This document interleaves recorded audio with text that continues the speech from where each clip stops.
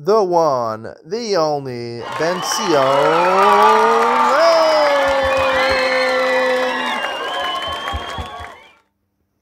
Good afternoon and welcome to Yeshiva YouTube, Iyun to Lean On. Today we're doing Siman Reish Chav Ches 228 in Shulchan Aruch Yomi.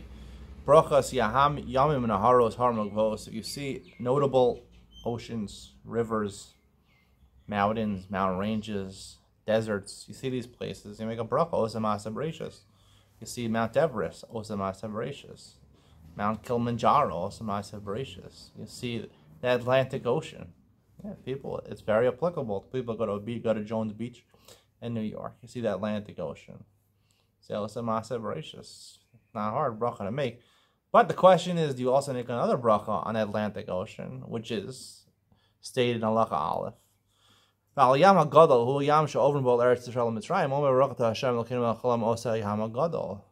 Shulchan Aruch says, the land that you go across to go to Eretz Yisrael and to Mizrayim.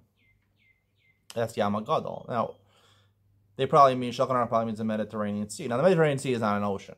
It might be a nice sea. It might be one of the 7 seas of Europe, or the 7 famous seas, but it's not an ocean. I don't think you make a bracha on a sea.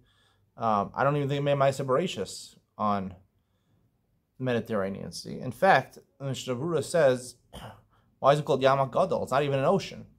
Because it's next to Eretz Yisrael. Eretz Yisrael is great. It's the greatest country. It's the greatest land in the world that Hashem gave to the Jewish people. So, the nearest body of water, the Jordan River, you actually make a bracha, because it's probably one of the 4 rivers that come out of Gan Eden. But the other brachas, you don't, but for the Mediterranean on the other side of Israel, you don't say that. You wouldn't say Ma'aseh Bereshis, and you wouldn't say Yam HaGadol. However, Harbe Achron in the Mishnah is Pligi al Machaber, it's really Dafal Yam HaKiyanos, Shul Yam HaGadol B'nei Chashivuto Shel Eretz Yisrael. Shevachal Yamim, sorry. Shemakiv is Kol Olam. Okeanos. Now, I've seen the word Yam Okeanos in rabbinic writings, and I think they mean the Atlantic Ocean. Maybe it's Pacific Ocean, and there's no problem what he's saying over here, but the Atlantic Ocean is not the biggest ocean in the world. It's the second biggest ocean in the world. By far, the biggest ocean in the world is the Pacific Ocean, which is nearly double the size of the Atlantic Ocean. And the Atlantic Ocean does not traverse the whole world. The Pacific Ocean pretty much does traverse the entire world. You know, basically, there's an empty Pacific Ocean from basically Honolulu to, Fiji, Kiribati or whatever, and, basically near New Zealand. So, that's a pretty big, the date line runs somewhere through there. So, that's a pretty big ocean, scariest ocean, the deepest ocean. It takes about 40% of Earth's surface is the Pacific Ocean, if you didn't know that. 20% is the Atlantic Ocean. So, it's got to be the Pacific Ocean. Yam HaGadol, the great ocean, is the Pacific Ocean. Now, it could be Yam HaKiyanos means Pacific Ocean, and I just got it wrong all these years, but I think it means the Atlantic Ocean. And if it's true that really the Mishnah meant and the Poskim meant the Atlantic Ocean, it's just another one of my proofs that you can't understand the Torah unless you know about the world. And I talked about Sfiras Omer. Today is Lag BaOmer. So I said in a short 1-minute video I have where I talked about the 2 parts, like short gematria about Sfiras Omer. It's divided into 2 parts, 32 days, before Lag BaOmer, which is Leiv, and then you have 19 days before Shavuos, starting from Lag BaOmer, which is Tov. Gematria of Tov is 17. Leiv Tov, having a good heart. Having a good heart, trying to do the right thing in your life, that's 49. That's 49 levels of wisdom. But there's 50 levels of wisdom. That's why the Gemara starts on Daf Beis, doesn't start at Daf Aleph. What's Aleph? Aleph is for Aretz, Amaratzos. It means Derech Eretz ain't Torah. If you don't have understanding of the world, you don't understand the Torah. You should learn Torah first. You should delve into Torah first. But after you've reached the apex of your learning, meaning that you've developed the ability to learn deeply, to learn Iyun, that's really what it is. When you develop the ability to learn by yourself Iyun, it's time to change over. You don't have to know all the Torah. You learn Daf Yomi. Once you have the ability to think analytically, then you can give an Iyun share on any daf in the Gemara. I'm proving that right now on YouTube. But what you're missing is something very important to understanding the Torah, which is good to know while you go through Daf Yomi, is that you have to learn about the world. You got to go on Google, do a lot of Google searches, figure out about the world, and learn that the Pacific Ocean is double the Atlantic Ocean. You got to know this stuff. It's important. And it's important because it defines the halacha. When there's a bracha, the Yam HaGadol, right, which is in brachos. Brachos, Nun Daled. The Gemara talks about a special bracha, Yam HaGadol. And you're making that bracha on the Mediterranean, or you're making it on the Atlantic Ocean, which seems to be what the poskim are saying over here.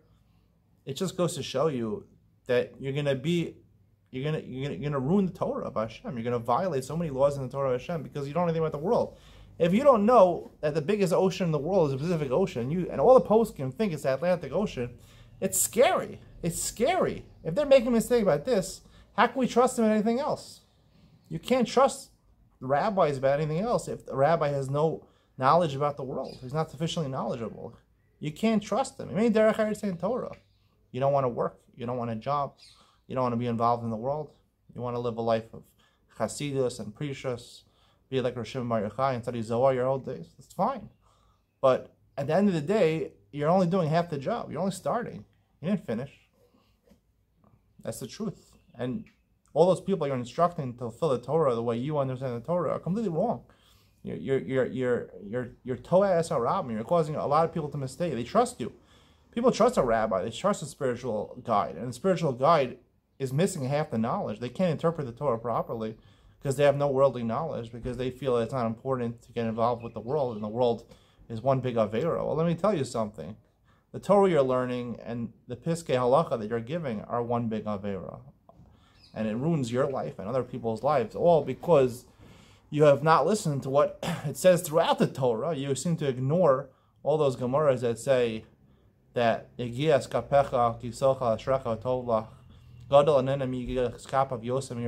more important to earn a living than to learn Musar. Derech Eretz Kadmal Torah. You can't understand the Torah without Derech Eretz. You got to be an Amaretz also.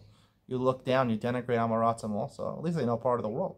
As I said, if you know about the world but you don't know Torah, you have something, because at least you can enjoy the world. But if you just have Torah and you got nothing, no knowledge about the world, and you want to live in a ghetto and live in Kiryas Joel, and nothing to do with the world, I'm sorry, you're missing out everything. You lost everything. Half of something is worth nothing. You got nothing, and you're gonna you lead yourself in a mistake, and you're gonna cause other people to make a mistake. It's a sad predicament, but this is the truth. I'm giving it to you, and I will say this many, many times over and over again until people start listening to this message. Obviously, the people who are listening on YouTube are not, are the ones who don't need to hear this. They're the ones that have YouTube. But the people that need to hear this don't have YouTube. Maybe one day it'll become, even the Rabbanim, some Rabbanim will say it's okay, and then they can hear my wonderful words of wisdom, and then try to censor me and tell me that I'm a rebel. I am the rebel. If you call me a rabbi, I'm a rebel. Rav Ben Zion Lang. I'm not a rabbi. Some guy told me today, he said you should wear, he saw me, dressed like this, wearing a polo shirt. Tommy Hilfiger, it's a nice polo shirt, maybe I should button this button over here, but, he told me you got to wear a suit when he said people listening to your Torah, they want to respect you. They're not gonna pay attention to what someone says. If he's not wearing a suit, he doesn't look respectful. He's wearing a polo shirt. They're not gonna respect. They're not gonna want to listen. They're not gonna respect what you have to say. I said, listen, this is who I am. I'm projecting who I am. Honestly, I'm not trying to fool anybody. And you know what? People don't want to listen. That's fine. It's more important that I be truthful with myself. And I said the second point is that I want to show that anyone, even if you're not a big rabbi, even if you're not a rabbi at all, you could have access to become a great Talmud Chacham. You could become a great Talmud Chacham. You could be someone very knowledgeable in Torah. Give the best shiurim in the world. Give the deepest shiurim in the world on a constant daily basis and still dress like me. It's possible. The two are not a contradiction. Hope you enjoyed today's share. See you in the next one.